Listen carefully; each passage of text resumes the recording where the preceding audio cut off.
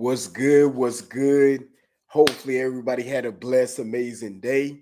Man, your boy's still under the weather, but I said, hey, I gotta come back as promised and give you guys this game on how you guys can make $300 a day on Amazon with this little known secret. So I'm not gonna stay too long. We're gonna jump right into the play.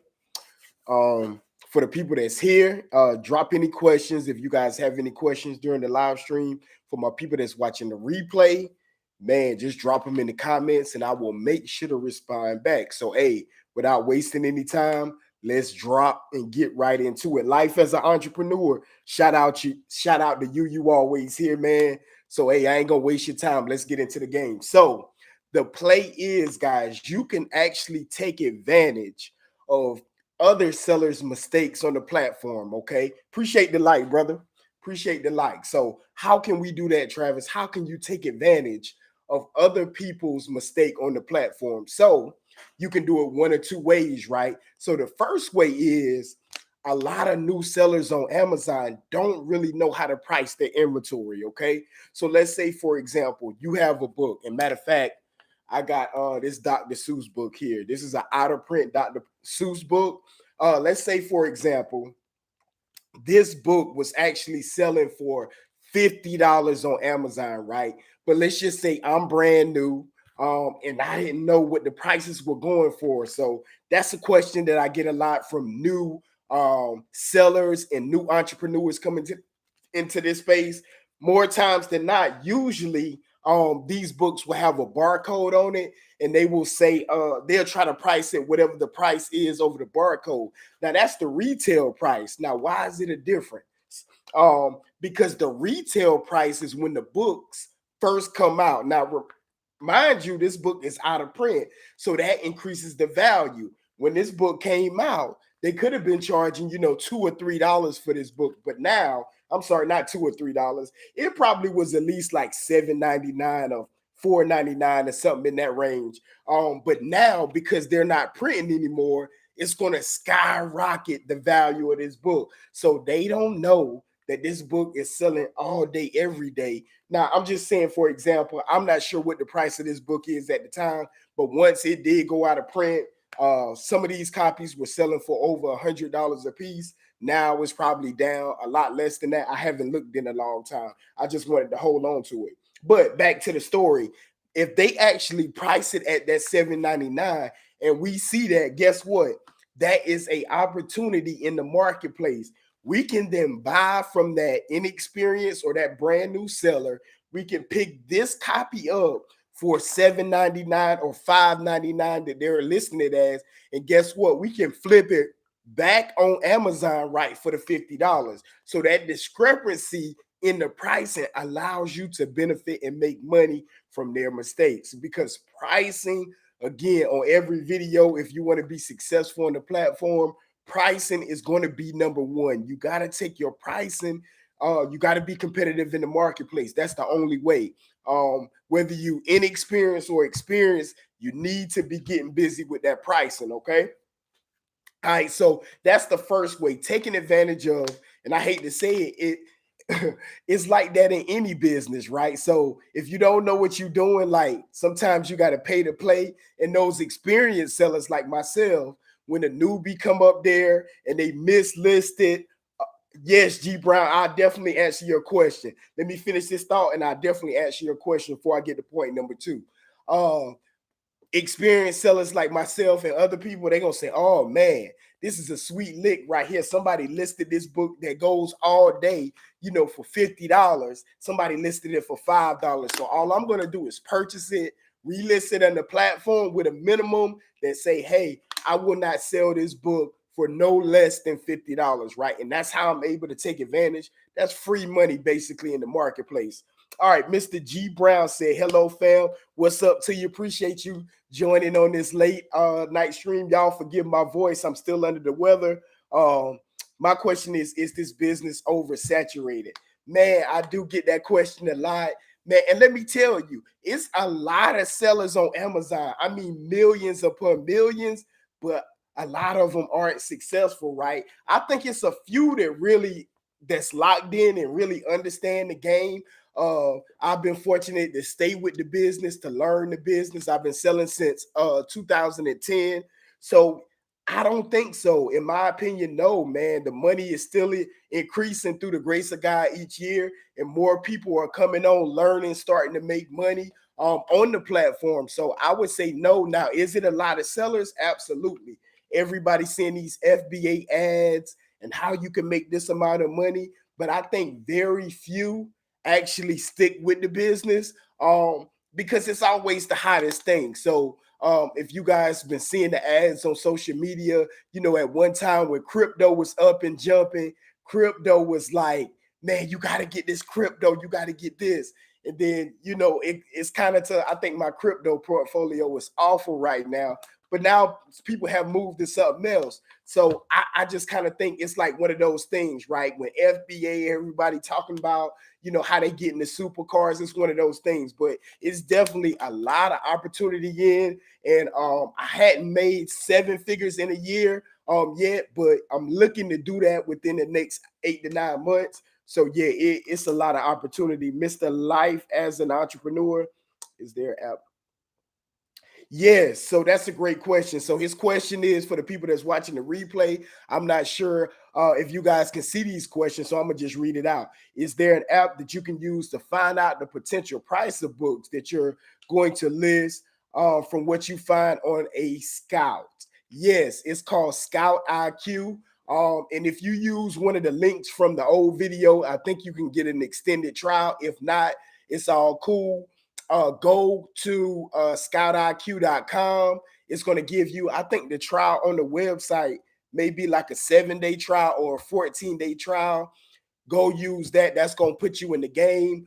And I think after the trial is up, it's like $12 or $14 a month, but it'll definitely put you in the game, right?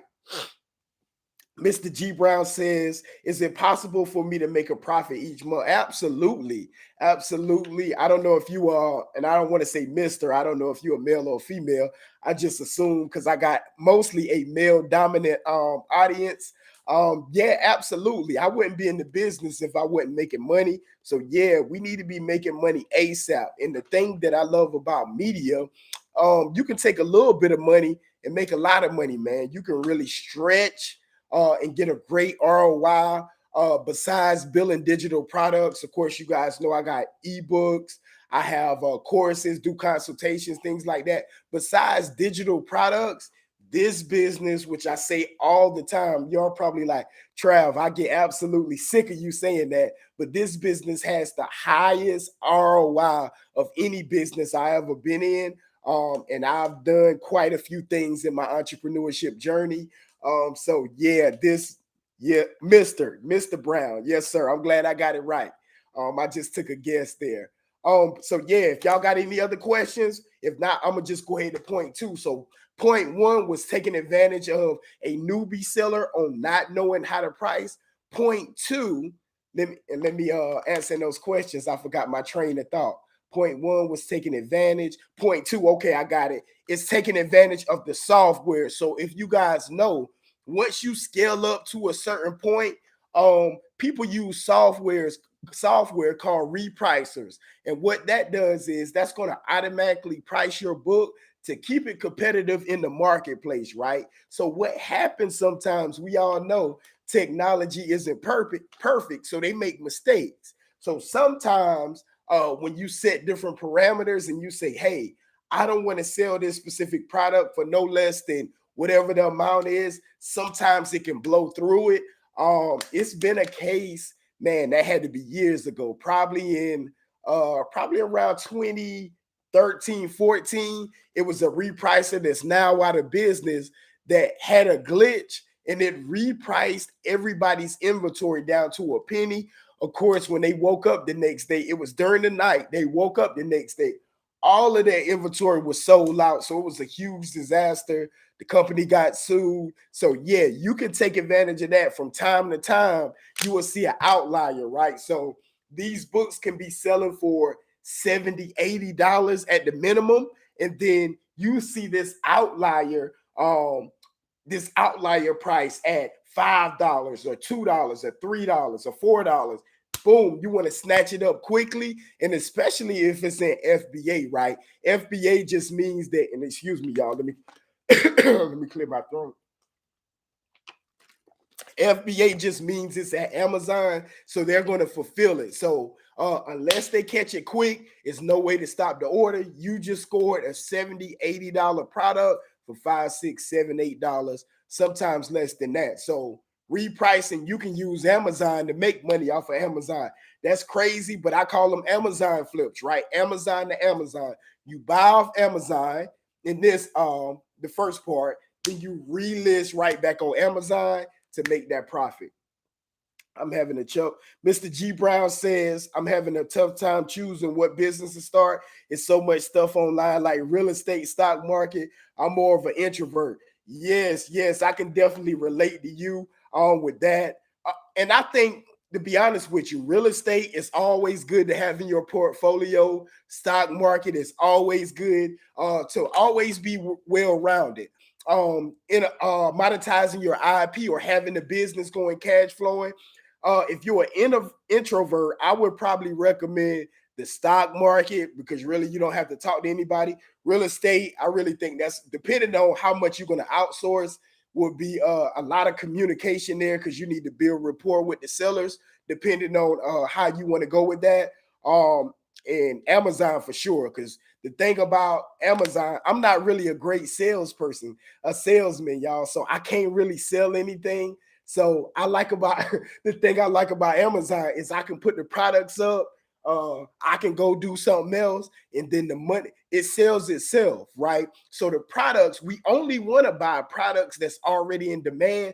We're not trying to convince anybody or anything. We want to, so say for example, and I use this a lot. If you guys are not following me on Instagram, I always use this example on my Instagram. Whenever you're building a business, and a lot of my businesses have failed in the past before I started getting it right. You want to create a product and a service around what people already want, right? So that's the way that I structure my Amazon business.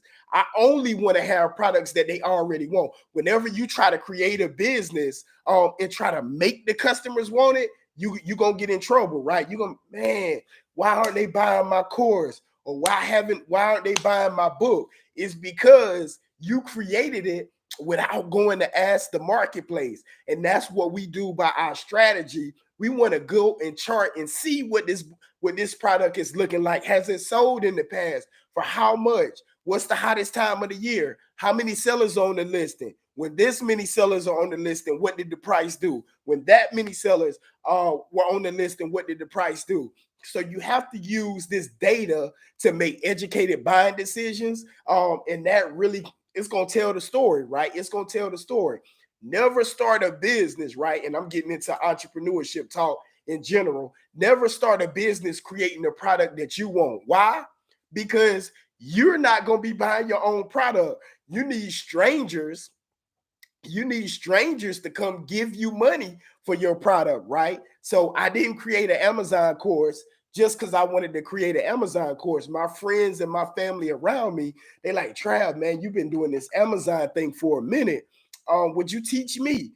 Can you put it in the book? Can you do some video training? So it started by them telling me what they wanted, and then I just expanded out. So that's kind of the same philosophy that I take with my inventory. I only want to get media that's already selling. Like if they don't want it, I'm not going to source it because you can't make everybody, they adults. Nobody likes being told what to do. You need to see what they want. Always ask them what they want first. And then from there, once you figure out, you listen to what they want, you just place the solution right in front of them. Okay.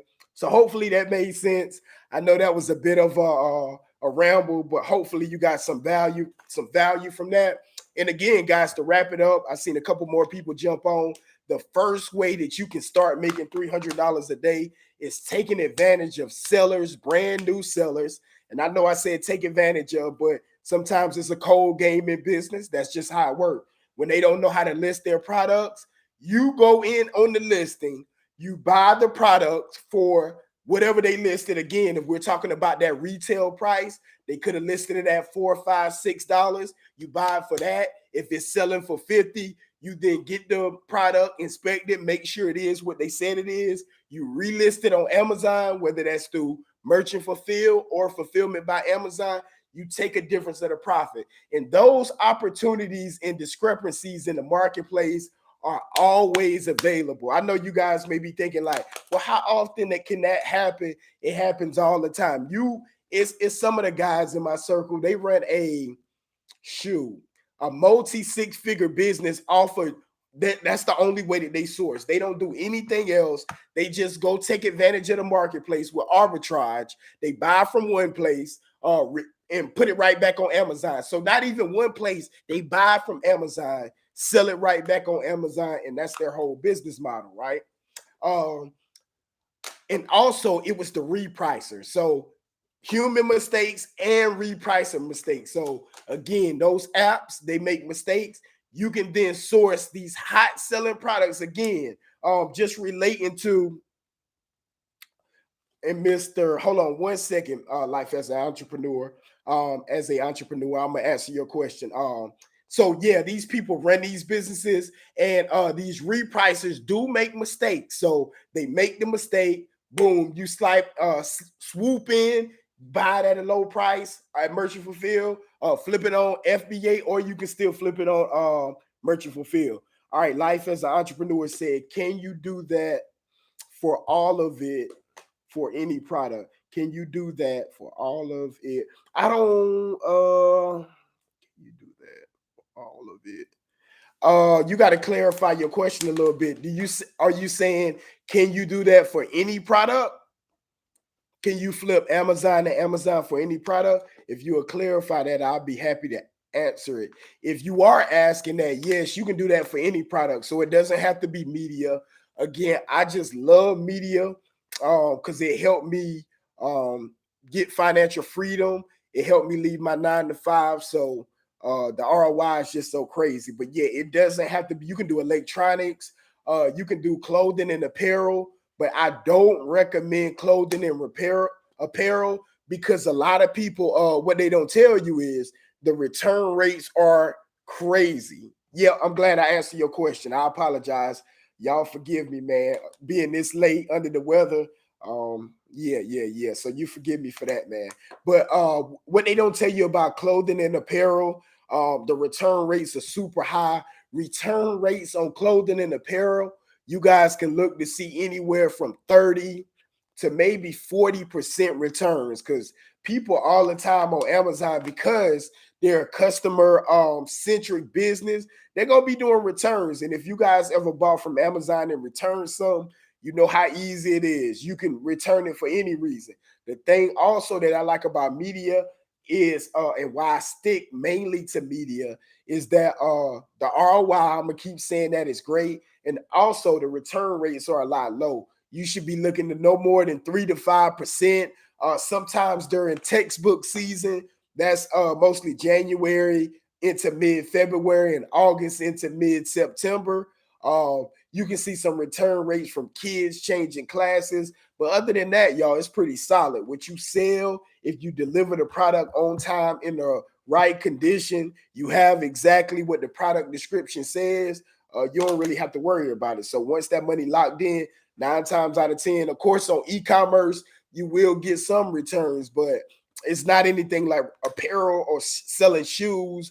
That's always a high category of return. So I don't go too deep into apparel, y'all. But yeah, I just want to, hopefully you guys got some value. That is a $300 a day play for sure. You guys just take action. So I want to challenge you guys tonight, just to go on Amazon, right?